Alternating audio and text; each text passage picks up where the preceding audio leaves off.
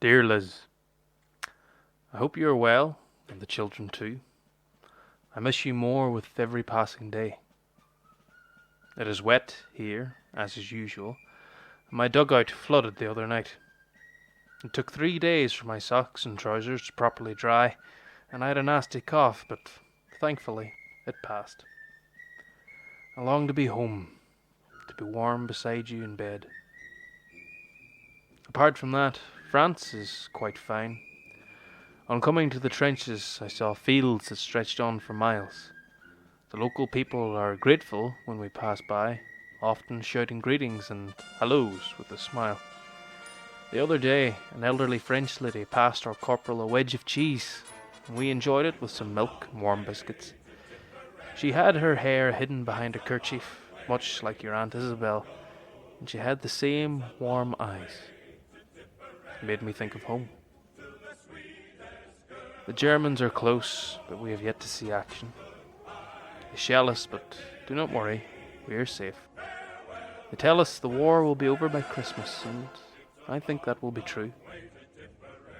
I believe that I will be home, enjoying a Christmas stout soon, my love, with you, George, Annie, and the new one. I shall write soon. All love, Thomas.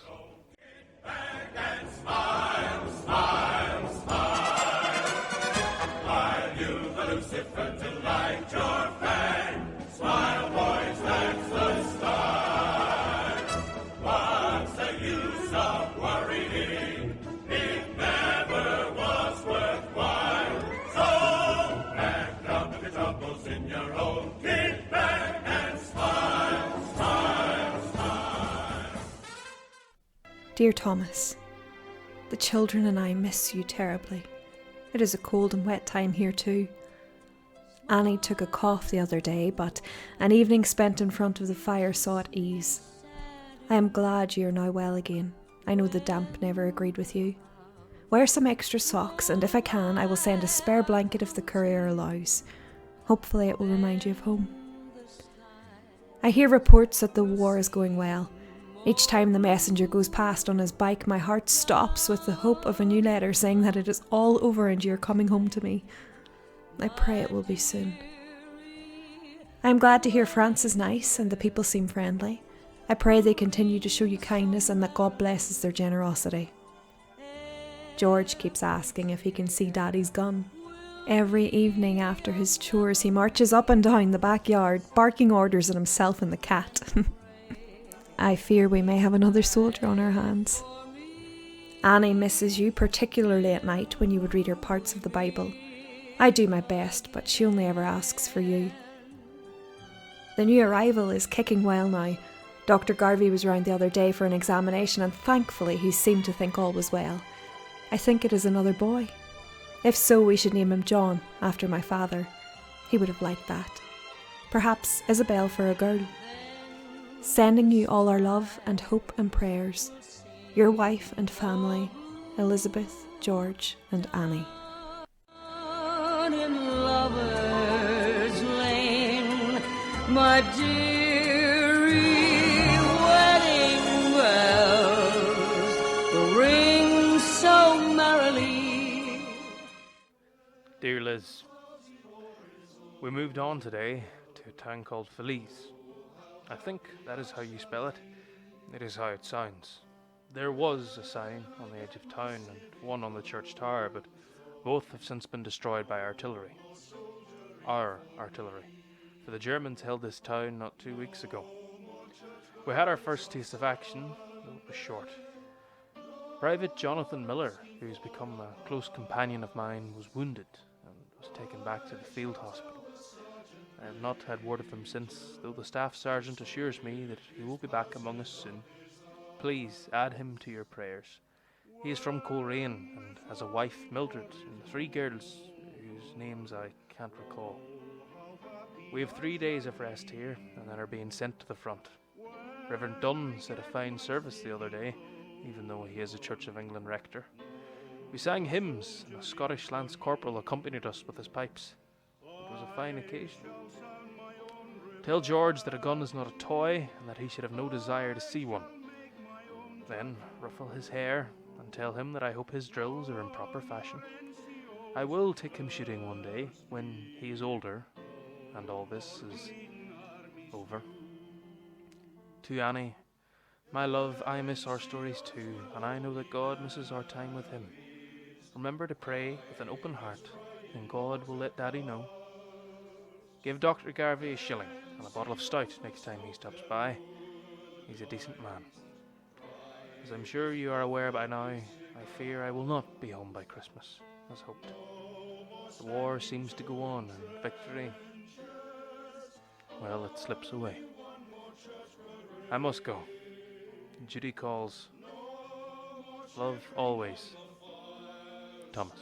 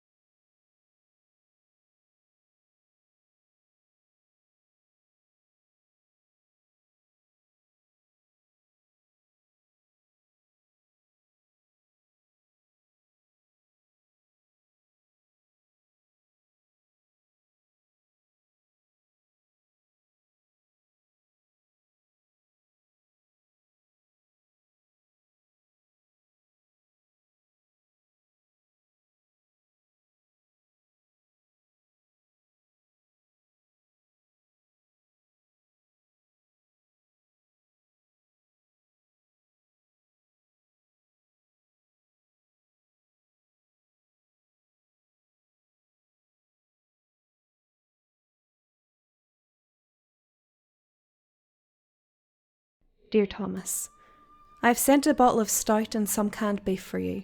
I hope you enjoy them, and if you can share them, then all the better. I received both your letters dated 15th of January and 2nd February at the same time.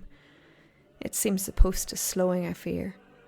I pray this letter finds its way to you and you are in a position to reply. I have added Private Miller to my prayer book and his wife and family. I hope peace will be with them all, as with all people in this time. Perhaps one day when you are home we can have them over for Sunday lunch, or perhaps visit them in Coleraine. George got in some trouble the other day. He had a fight with Desmond Gallagher's boy Ewan over some comment on the war. I scolded him and told him not to be fighting with his neighbours. There's trouble enough with the Germans. George is angry a lot these days, and taking the belt to him does no good. I send him on long walks to cool his temper, and that seems to work. Please say an extra prayer for him. Annie prays herself now, though, comes into me crying some nights because she cannot hear God speak back. I tell her that it takes time, and that maybe one day when she is older she will hear him. She is quiet and slow these days and lax in her chores. I think she misses you terribly, for she picks up when I say you will not be happy if you come home to an untidy house. It is now less than a month until the baby arrives. He is kicking a lot. I say he, for this feels too much like George and not enough like Annie. I think we should call him John. Dr. Garvey says all is well, and he thanks us for the stout and shilling. I miss you more with each day. The bed is cold at night, and it has been too long since I heard your voice. Love now and always, Liz.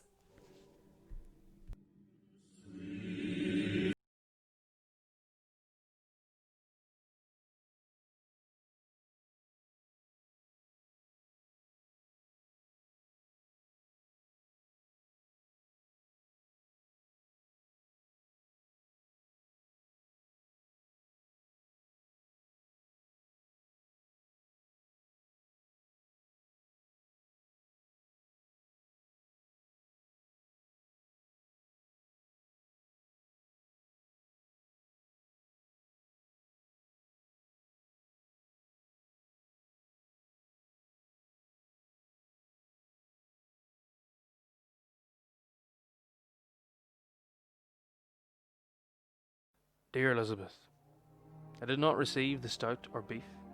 The Germans are blowing up supply ships, so very little is getting our way. Your beef and stout would have been a true delight. Food is becoming a luxury. We now eat mostly soup, pea and nettle, though it all tastes the same. Last week, an officer had his horse shot from under him. We dined on the poor animal. It was tough, but it was warm. I miss your home-cooked stew with tea and a baked tart to follow. I pray I will have some soon.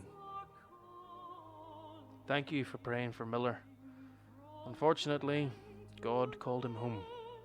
He died of his wounds. If I can, I will find his address and maybe you could send his wife something from us. We will visit them when this is over. Tell George that if I hear another word of him fighting, I will put him in the chicken pens for a week with no supper. He is the man of the house now, and he must act as such. True men hold their temper. He needs to learn that. Tell Annie it was many years before God spoke to me, but it will happen. She just has to keep praying. Tell her that I am proud of her and that I love her. John is a fine name. I long to hear of his birth, as I'm sure he must be with us now. Tomorrow we're getting ready for something big. They haven't told us what. Festival or some place like that. It is important that we take it from the Germans. I continue to pray for you all. Lovingly, Thomas. Dear Thomas, I am writing this swiftly, for I am tired and there is much to do. Our son was born 3 days ago. The midwife, Miss Glenn, brought him into the world. He is thriving and sleeps well. By God's grace may the war end soon and we can all be together as a family. May He keep you ever safe. Your loving wife, daughter and sons, Liz. P.S. I named him Thomas.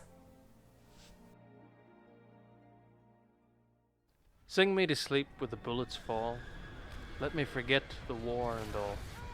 Damp is my dugout, cold my feet. Nothing but bully and biscuits to eat. Over the sandbags, helmet you'll find. Corpses in front and corpses behind. Far, far from here I long to be, where German snipers can't get at me. Think of me crouching where the worms creep, waiting for the sergeant to sing me to sleep. Sing me to sleep in some old shed, the rats all running around my head, stretched out upon my waterproof, dodging the raindrops through the roof, dreaming of home, of nights in the west, somebody's overseas boots on my chest. Over the sandbags, helmets you'll find, corpses in front.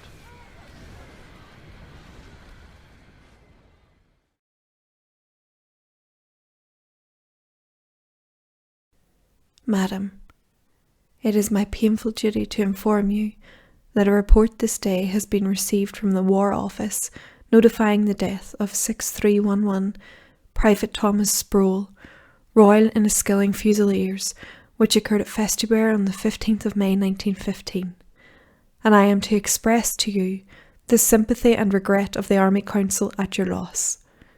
The cause of death was killed in action. I am, madam, your obedient servant.